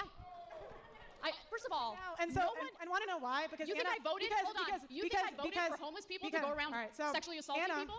Because Anna By the was. way, I got sexually assaulted do you know, by a do you know, guy. all Was right, that all right. was So that do you know his the other crazy responsibility? thing Was that is? something that he did, or was that my fault too? All right, so the other crazy thing is that Anna complains that women's opinions aren't taken seriously, while the whole event was catered around her. Did she opinions. say that? The other thing that's crazy What are you talking about? is Anna complains about women being oppressed, and yet she had less. Did she say experience than that? her co-host at the Young Turks. Like maybe she believes that, but I don't think she said that in this debate at all. And again, this is the whole thing that Pearl's doing here is Pearl has a caricature in her mind. And she's just spinning a narrative about this caricature. She's not actually engaging with the actual debate opponent, and she's just making shit up. Hold on, And- hold on. What were my complaints about women being oppressed? Can you be All right, specific? all right. Yeah, that's Go good. ahead and Here's a- quote me. you've had- Go ahead and you- quote me because you make shit up Yeah, and you just all think right. like it's gonna The stand. nagging, You've never make had it a strong end. woman Make it end, challenge your nagging, make it bullshit end. assertions. So go ahead and Make tell me it end. what have I complained about? Okay. Give me the nagging. quote. The nagging. You said women's opinions are not taken seriously. Pearl just says it's nagging when she doesn't have like a good response. That's all it is. And it works for her audience because her audience is full of like men with divorced dad energy who think that that's like a compelling argument, I guess. Seriously. When did I say that? In a YouTube video. There's two women on this stage Okay, right now all for the are we- headline event. Oh my God, are we gonna end? When have I said women's opinions don't get taken seriously? It's You kind of just like make it the up. roundabout. This is like eternal nagging. What is your plan for when the there she 80% goes. of women who work in the healthcare industry no longer want to do it? What's your I plan? have a plan. Yeah, what's your plan? Let's give the jobs to the men. They'll do it better. Because we see what's happening in the media. You know, women fly planes, they crash them. All women. Is that the case? Here, I don't even know why I entertain this. This is so stupid. I imagine that the majority of plane crashes in the last couple of years have probably all been men. Plane crashes in, let's just look at 2025. Aviation accidents and incidents in 2025. Air Busan flight 391. Does it tell you? I would hope that it would tell me on here who the pilot was. Passengers and crew. Do they give me the captain logged this many hours? The captain and field officer flown. Whatever. Okay, so let's look. Unfortunately, I'm not going to get the answer right away from here. Who was the pilot? Who was the pilot? Air Flight 91. I don't want South Korean nationals. I want to know the name. Captain, first officer, which experience? First officer. First. I don't want to linger on this, but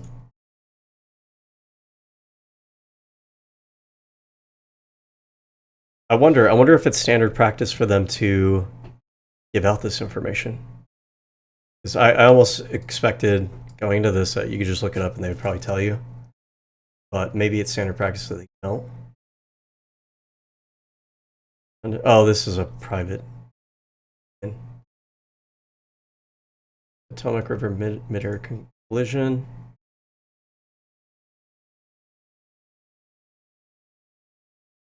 Captain Rebecca Lobach. Okay, so here's one woman. Andrew Eves. I have to imagine Andrew Eves is a man. The chief warrant officer, though. Ryan O'Hara. And then for the other plane, we have Jonathan Campos. Jonathan Campos sounds like a man's name. I don't know. You know, maybe not. First Officer Samuel Liley. Maybe I just need to read a little bit further down in some of these. Accident. Aftermath. No, this one just doesn't. Background aircraft. Jet Rescue Captain Allen. I'm pretty sure isn't this spelling of Allen typically a man? Allen Alejandro pilot. Pretty sure the female Ellen would be the E. So here's another man. Co-pilot Josue. Okay. We could just do this. I'm not going to waste my time doing all of this, but like you're going to quickly see that most of these are men. She just like says things. It's just it appeals to people who already have a bias against women. They could just say these things. Oh, that sounds true to me because I already think that women ain't shit, so I just believe it. Captain, Coast Guard Lieutenant Commander Benjamin said that no distress. Okay, it's not the pilot. Okay, I don't want to dive into this too much. Delta Connection Flight 4819. Bombardier, second Bombardier CRJ series hull lost. Advised by Captain, First Officer, Flight Attendants.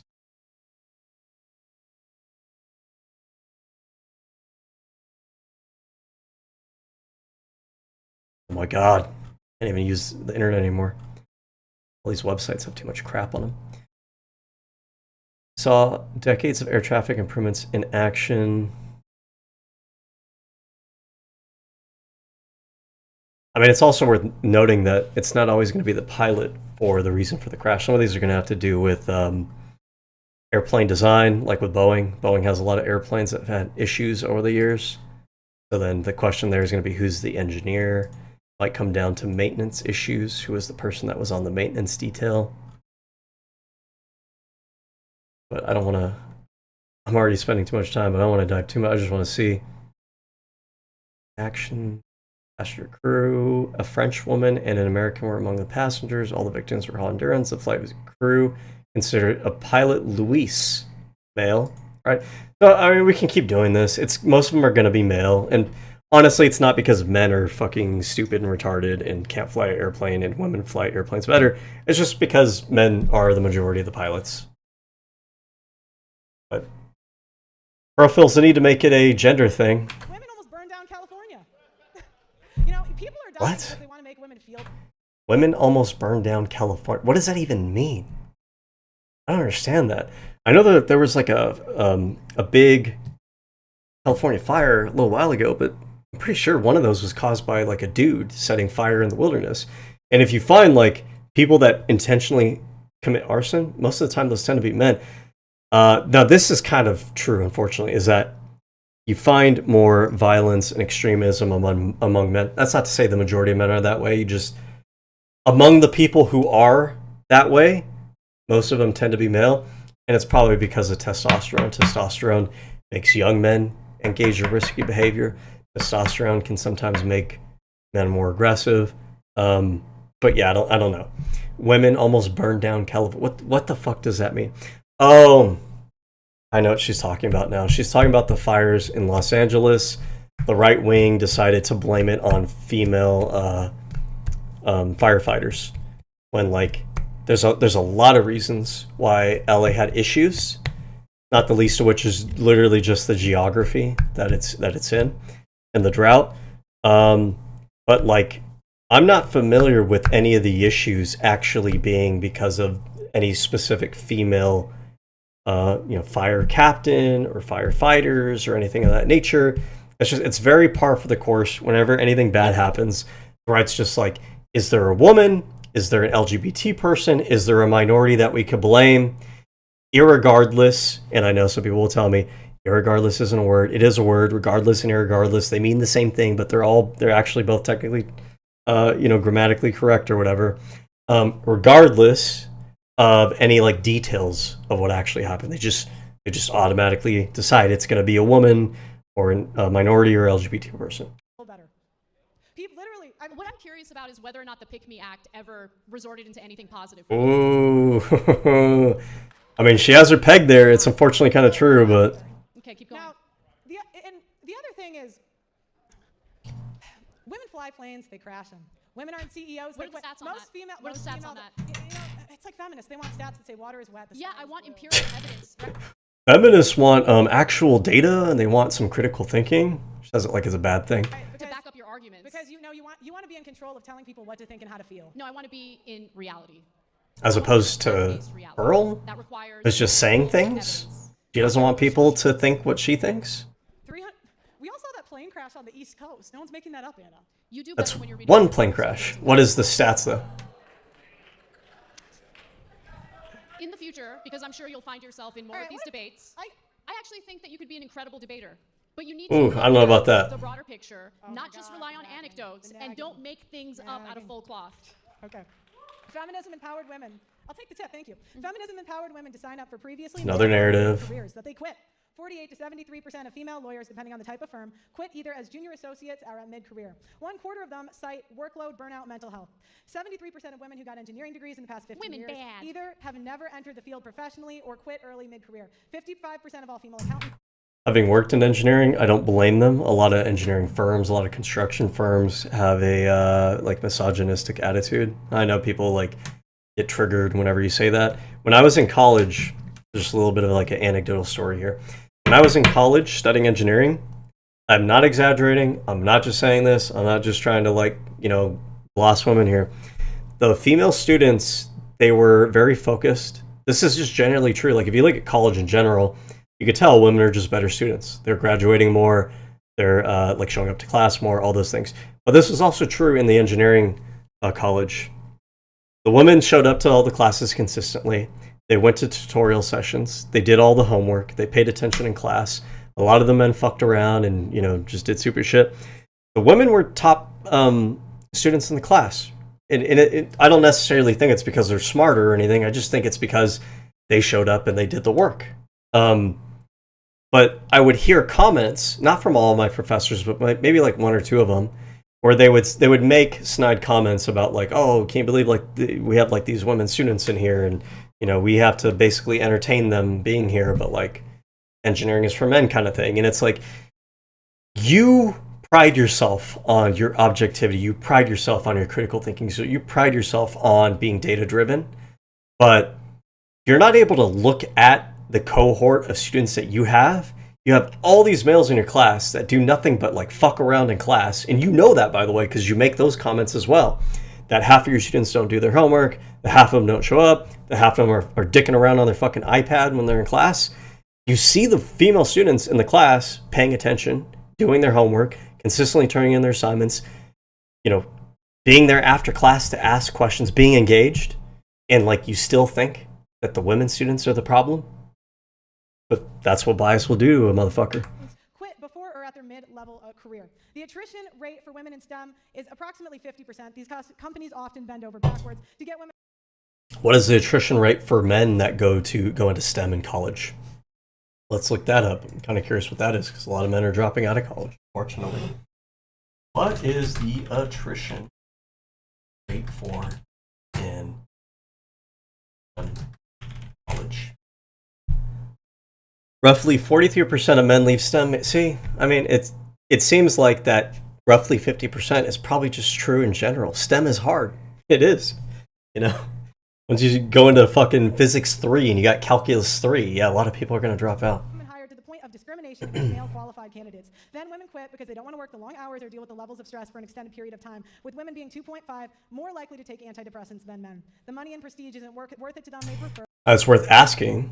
Are women 2 times more likely to take antidepressants because women are 2 times more likely to like inherently be susceptible to depression, or do they take 2 times more likely to take antidepressants because they're more likely to actually seek treatment? Because I think didn't Pearl herself say earlier that men suffer from suicidality and stuff? Wasn't she complaining about that? What's going on with those men? Are they not seeking out help for the issues that they're going through? I'm not saying this to mock men, by the way. I am a man. I care about men's issues. I try to be fair and considerate of both sexes. I don't like Pearl because Pearl turns all of this into women bad kind of thing. And I don't appreciate that either. Lower pay, lower workload, and higher job security. Feminism has empowered women to go to college and take out loans they can't afford for career paths that will not generate them income to pay off those loans. Men have higher debt than women. Right, because they do. Women put their biggest expenses on their husband's credit card. Do you know that to be true, or are you just saying that? And they look and Uh-oh. Hold on. You see what Pearl's trying to do here? She knows that Anna has consistently been better at providing actual data in this debate.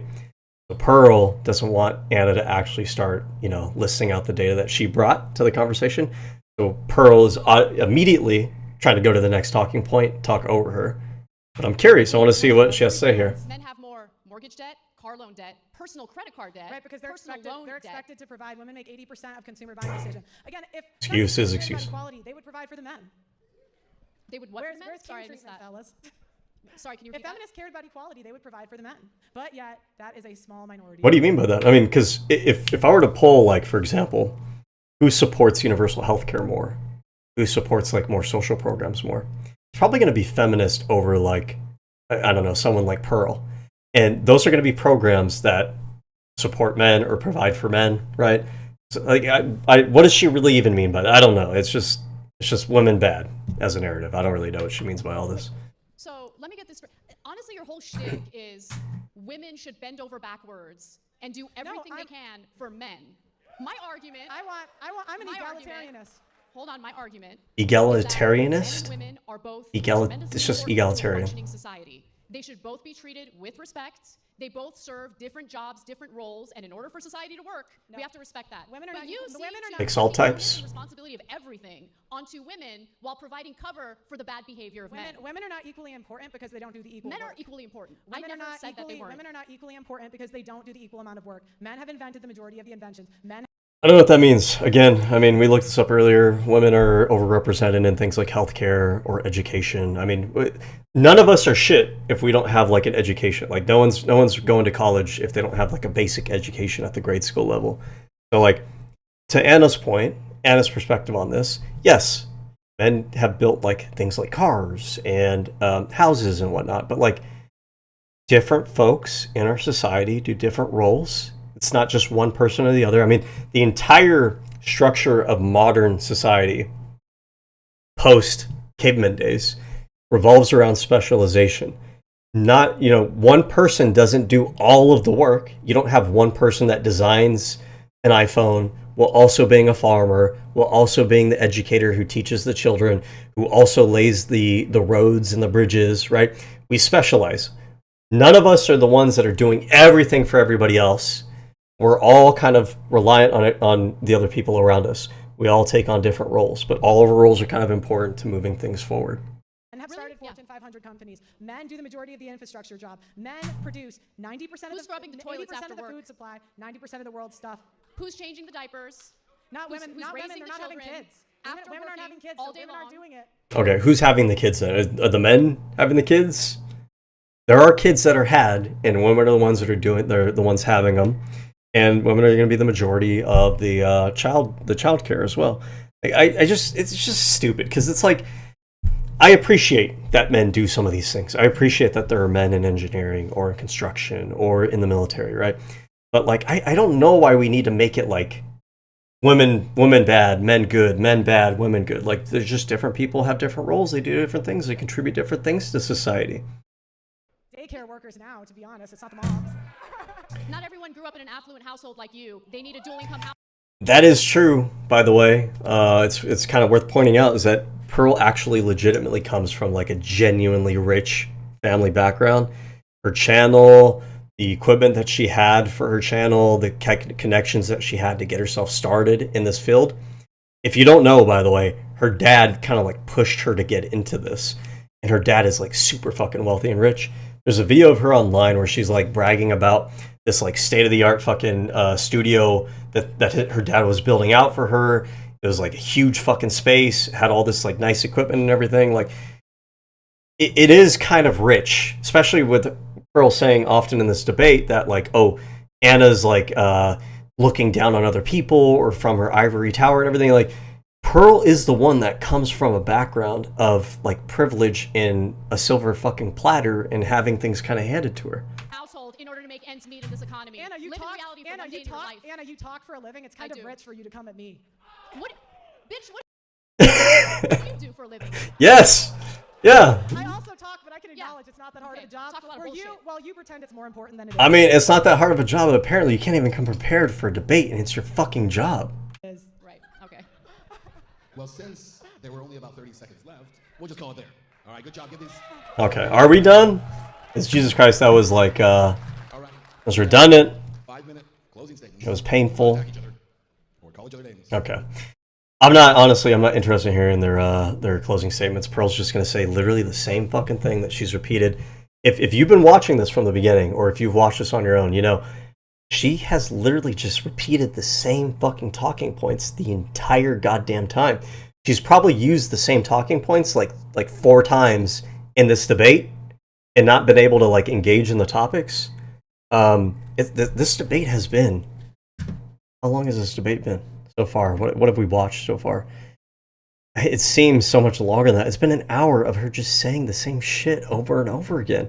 Even though like Anna would like address that topic, there's been a few situations there where Anna like just straight up debunks her talking point with statistics, and then Pearl will just say it again anyways, like later on in the conversation. Or she'll ask Anna like, oh, well, what about this? And Anna's like I answered you that like 15 minutes ago. And she did. It's insane. So I don't want to hear the closing statements because it's just going to be more of the same shit. Sorry if you're looking forward to that. You're probably honestly not missing much. Closing statements are usually just a summary of what they were saying anyways. I'm basically going to wrap it up. I appreciate you guys who tuned in to watch. If you like this, like and subscribe, do that sort of thing. Let's try to get some more like liberal, progressive voices propped up, including myself. I'm not too shy to ask for that sub. But anyways, have a good rest of your day. Martin Luther King Day. I know all of us have to go back to work on Tuesday. We're not Pearl Davis. We don't have a father to fall back on who's just going to give us millions of dollars. Men and women, most of us got to show up on Tuesday to actually fucking work. So, that said, that's it. Good night. Have fun.